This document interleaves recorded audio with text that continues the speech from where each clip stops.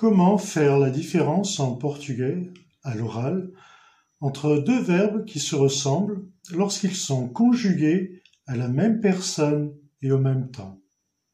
Oui, comment faire la différence, à l'oral, entre le verbe venir et voir? Dans cette vidéo, je réponds à ces questions ainsi qu'à d'autres et vous aide à comprendre ces subtilités de la langue portugaise. Alors, générique.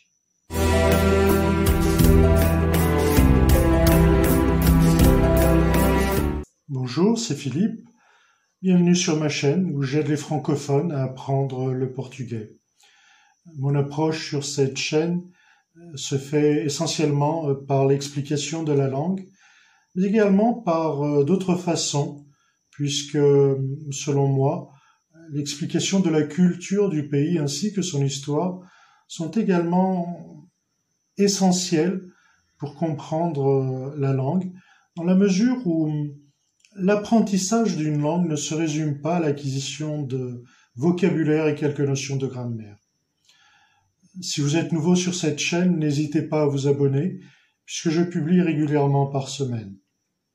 Donc, afin de pouvoir répondre à cette question posée au tout début, comment faire la différence à l'oral, en portugais, entre ces deux verbes, voir et venir?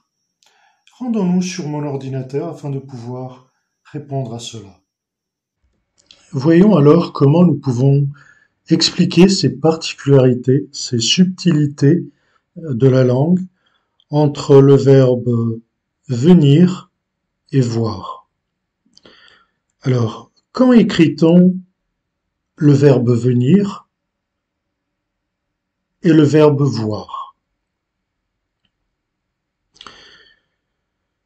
Il y a des questions tout d'abord qui viennent à l'esprit assez fréquemment, pour lesquelles nous ne nous efforçons pas pour trouver une réponse. Donc pratiquement tous les jours cela nous arrive. Elles représentent des doutes communs, partagés par diverses personnes, mais qui sont à l'origine d'erreurs commises couramment. Donc il est extrêmement important d'annoter ces doutes de façon à pouvoir les corriger, bien évidemment, et on parle de doutes salutaires. Il est nécessaire de le faire auprès de sources crédibles, ce qui est en fait une invitation à croître en connaissance. Et un des doutes les plus fréquents est de savoir quand écrire vem, donc il ou elle viennent, et vem, il ou elle voit. Abordons tout d'abord le verbe vem. Et comme vous pouvez le remarquer, on utilise à peine ou seulement un E avec un accent circonflexe. Fixez bien ces petits détails, puisque par la suite, je vous donnerai une petite astuce pour vous situer, ce qui sera beaucoup plus facile, même avec l'explication que je vous donnerai à travers cette vidéo. Donc, vem, V-E, accent circonflexe, M. C'est une forme du verbe vir, venir, plus précisément la troisième personne du pluriel du présent de l'indicatif du verbe vir, ou venir. Le terme vir vient du latin venire, avec le même sens. Vir est un verbe transitif, et également intransitif, et nous allons voir ces différences. Donc avec plusieurs sens, comme quelqu'un qui se rend là où est la personne qui lui parle. Vir signifie arriver à un certain lieu, par exemple. Il signifie également retourner à, revenir à. Vir est un verbe transitif. C'est un terme qui, dans ces circonstances, signifie accompagner quelqu'un jusqu'à un certain lieu, ou suivre quelqu'un ou quelque chose. Il signifie également aller auprès de quelqu'un. Il signifie également se déplacer à partir d'un lieu et ou utilisant un moyen de transport. Vir signifie aussi arriver quelque chose jusqu'à un certain limite. Un autre sens est survenir, se produire en ce qui concerne la mémoire. Il veut dire également provenir de, être originaire de. Ce verbe peut encore vouloir dire se montrer, se présenter d'une certaine façon, et il peut encore signifier simultanément exposer, présenter des excuses, des arguments. Donc je pense que jusqu'à présent, c'est assez simple. Mais vir, donc venir, est un verbe également intransitif. C'est un terme qui signifie se produire, arriver. Il peut vouloir dire également apparaître, surgir, ou encore s'épanouir, prospérer, croître. Vir peut vouloir dire aussi naître. Et nous allons voir certaines expressions afin d'étayer les arguments que j'ai pu présenter ou les sens que j'ai pu vous donner jusqu'à présent. Vira bail, qui signifie être rappelé lors d'une conversation. Donc c'est une expression que l'on utilise ici assez fréquemment au Portugal pour vouloir dire quelque chose qui est rappelé lors d'une conversation. Un sujet, un exemple, quelque chose qui est rappelé. Vir à luz, qui signifie naître, ou alors être publié. Vir ao mundo, qui signifie naître. Vir a tempo, qui signifie arriver, apparaître, au moment opportun.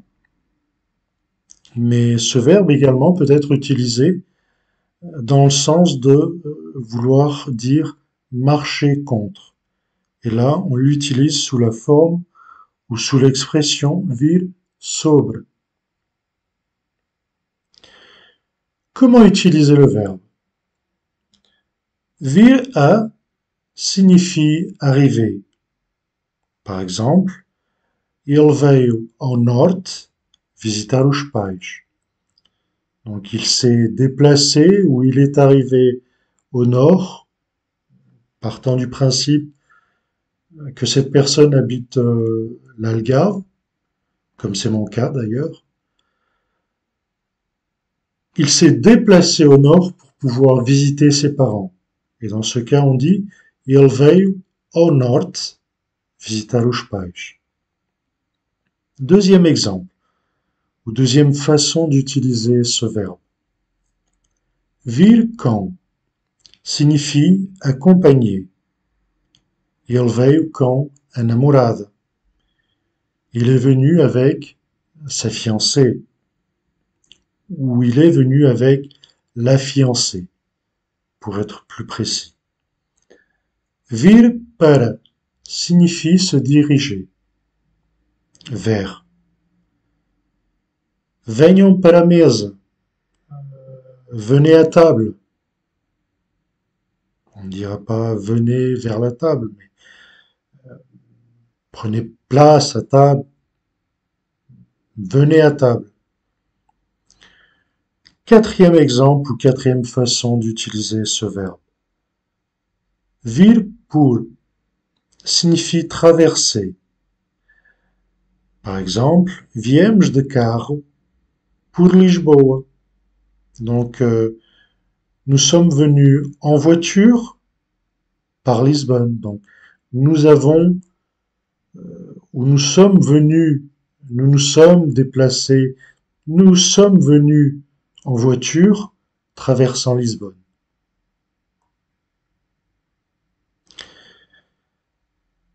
Abordons maintenant l'exemple du verbe ver et remarquez que on utilise à présent non pas un seul E, mais deux, et sans accent circonflexe.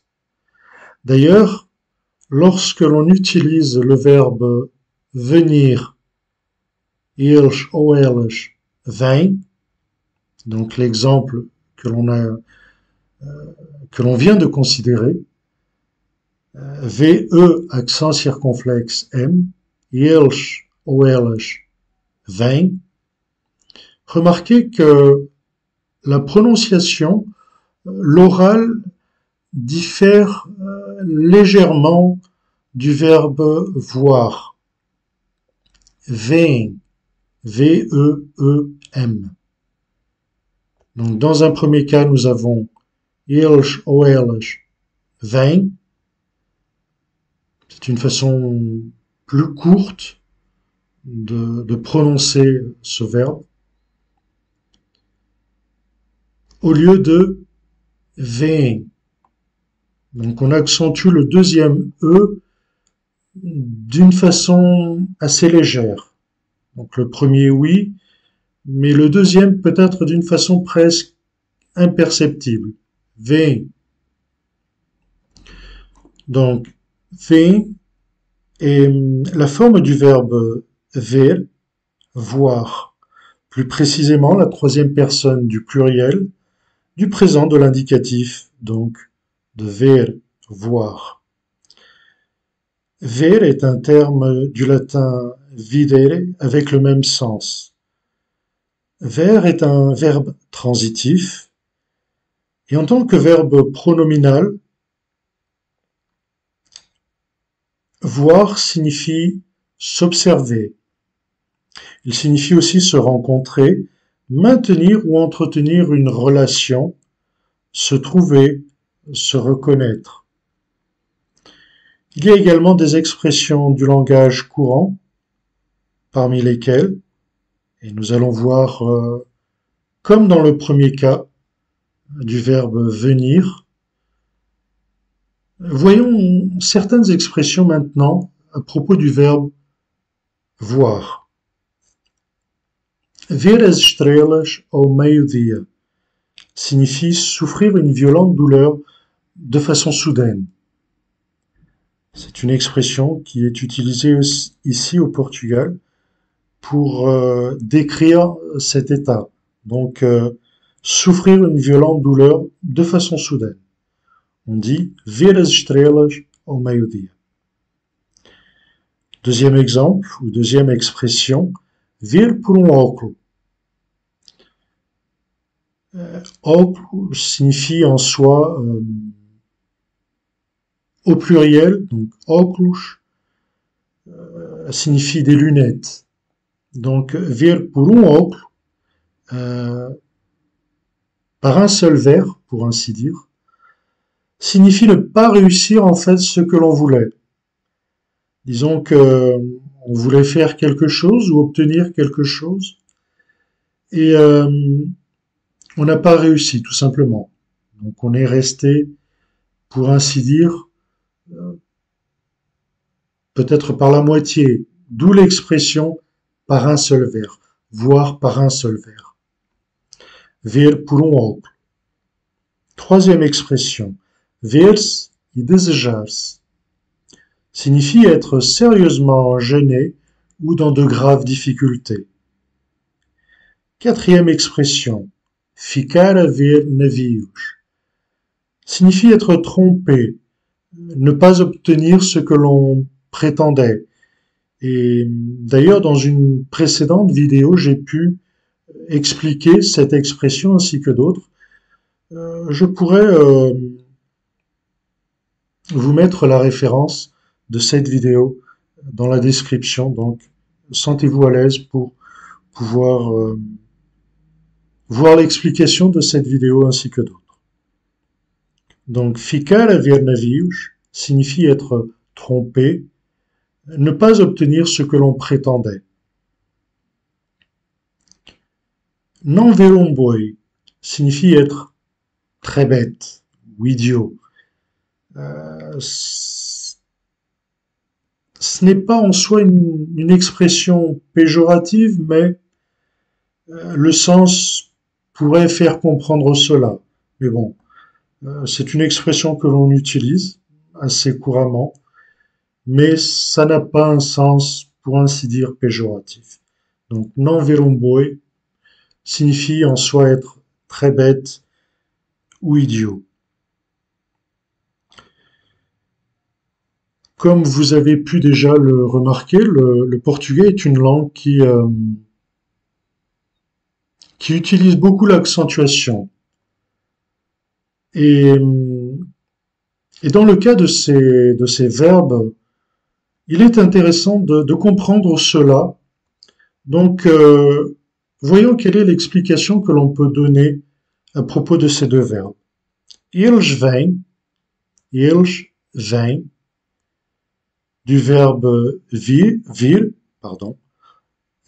ou venir, et eles vêm du verbe ver ou voir sont des mots qui sont à l'origine donc de plusieurs confusions, comme nous avons pu le voir au tout début.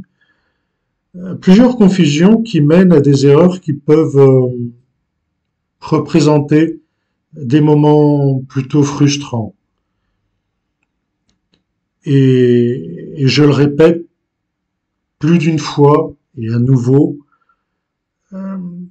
ce qui est déjà en soi assez important à l'écrit, ce qui est déjà assez important à l'oral, bien souvent les plus encore à l'écrit, puisque à l'oral, ces particularités peuvent paraître assez semblables, assez imperceptibles donc, mais ce n'est pas le cas malheureusement à l'écrit. Donc, il faut plutôt comprendre ces subtilités, ces particularités, afin de pouvoir les appliquer. Mais bon, ce n'est rien de spécial, rien de trop difficile que l'on puisse ne pas comprendre. Il est en soi important de prendre en compte l'accentuation, particulièrement lorsqu'il s'agit d'appliquer l'accent circonflexe à la troisième personne du pluriel du présent de l'indicatif du verbe vir, donc venir. Le verbe vir, même avec le changement de l'accord orthographique, continue à s'écrire eles vêm. Je pourrais faire une explication où le changement de l'accord orthographique, je pourrais en faire un objet, l'objet d'une vidéo. Donc, tout cela pour comprendre qu'il y a eu certains changements, mais ce qui est curieux, dans certains cas non, et dans ce cas, le verbe vir, même avec le changement de l'accord orthographique, pour beaucoup de choses, ou pas mal de choses, le verbe a maintenu cette façon d'écrire, et donc il continue à s'écrire eles vêm, avec un accent circonflexe. Puisque le mot n'a pas souffert donc de changement, il s'écrit, ou il continue à s'écrire de cette façon. Néanmoins, en ce qui concerne le verbe ver, donc voir, les formes verbales graves, ou plutôt en portugais graves, ou paroxítonas, donc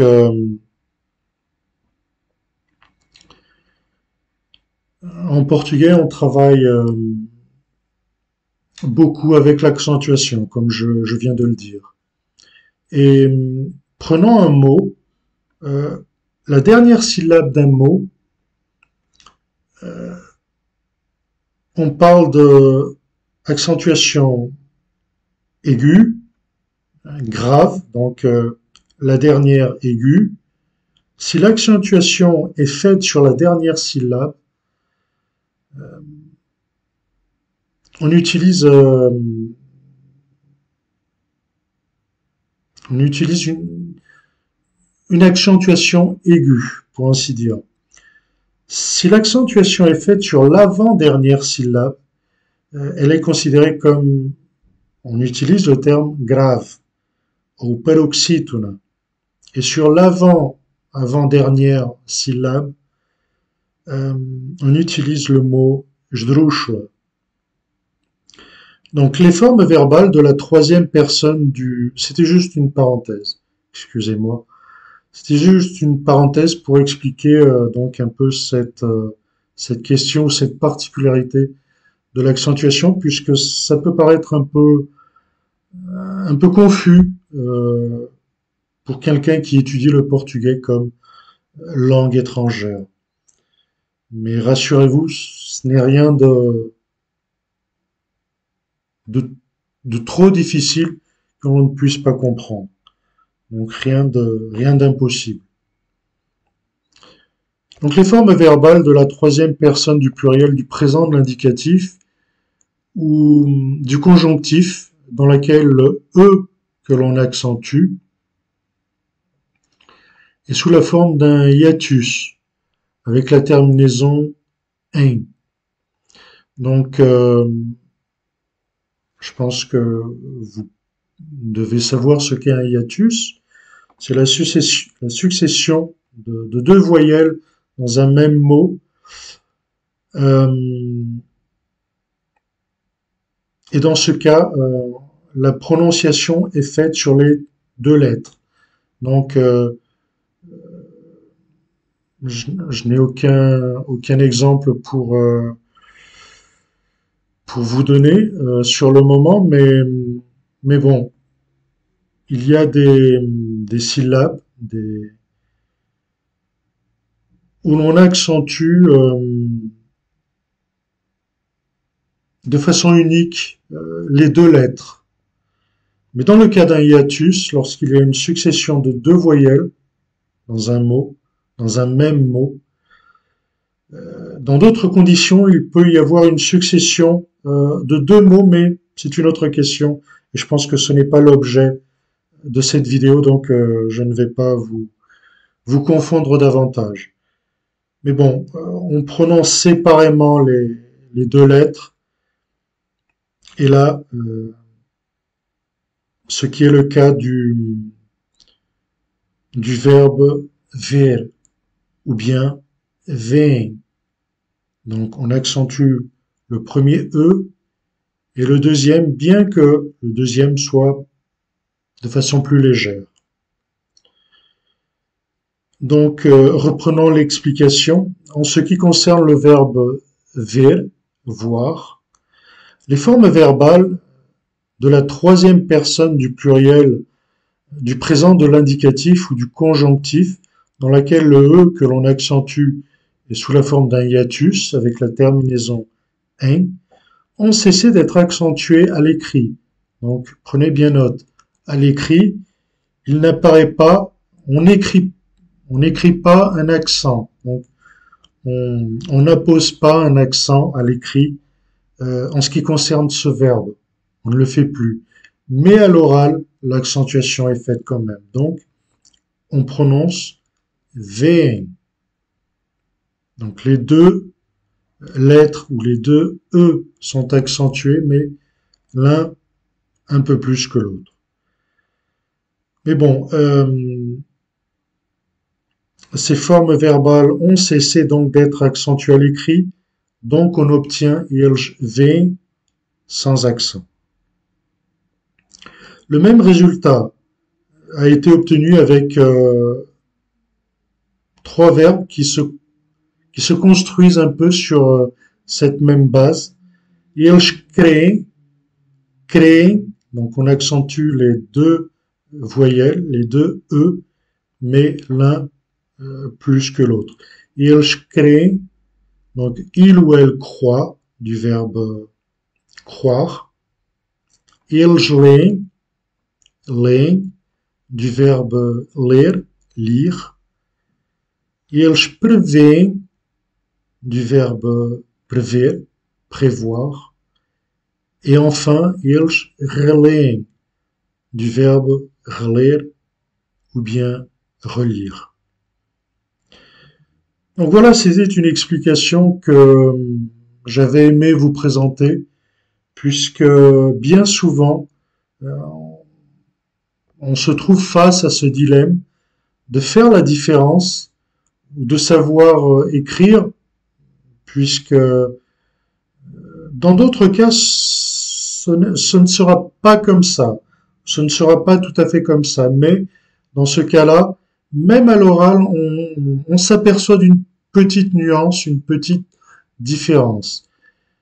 Une petite astuce que je vous avais promis au début de cette explication, de cette vidéo. Toute bête, toute simple, pour faire la différence entre le verbe vir, venir. Donc, nous savons qu'il, à la troisième personne du pluriel du présent de l'indicatif, il prend un accent circonflexe. Le E prend un accent circonflexe. Mais le verbe ver, donc voir, n'en prend pas. Alors, quelle est l'astuce? Toute bête, toute simple. Tout comme nous avons deux yeux, fixez le verbe ver, voir, avec deux E. Donc, vir, conjugué à la troisième personne du présent de l'indicatif, troisième personne du pluriel, vem, accent circonflexe. Ver, voir, on voit avec nos deux yeux, et fixer l'astuce toute bête, vem, donc deux yeux, deux E. Ce sera peut-être beaucoup plus rapide pour vous. C'est juste un petit pense-bête, mais ça peut peut-être vous aider à faire l'espace d'une fraction de seconde, le choix correct, particulièrement à l'écrit. Bien que à l'oral, on note, contrairement à d'autres formes, d'autres expressions, d'autres particularités qu'on a déjà pu considérer sur cette chaîne, dans d'autres vidéos. Dans ce cas-là, je pense que si l'on est attentif, si l'on fait bien attention, on arrive à faire la différence à l'oral. Mais si vous avez quand même certaines difficultés pour l'écrit, fixez cette petite astuce. Donc, nous voyons avec nos deux yeux. Et si vous voulez exprimer ou vous exprimer par le verbe ver, voir, ou si vous voulez l'écrire à la troisième personne du pluriel du présent de l'indicatif, c'est la forme qui prend un V, deux E et un M. Donc, nous voyons avec deux yeux et le verbe s'écrit avec deux E. Voilà une petite astuce tout bête, comme je l'ai dit, mais qui peut peut-être vous aider à faire la différence en l'espace d'une fraction de seconde. Merci pour avoir pu assister jusqu'à la fin de cette vidéo. D'ailleurs, si vous avez aimé cette vidéo, faites-le moi savoir par un petit pouce. Ce sera toujours agréable de voir un retour de ce que vous pouvez penser de ces vidéos, de cette chaîne. Si vous avez tout d'abord, certaines questions, faites-le moi savoir dans les commentaires afin de pouvoir vous répondre et vous aider dans vos difficultés.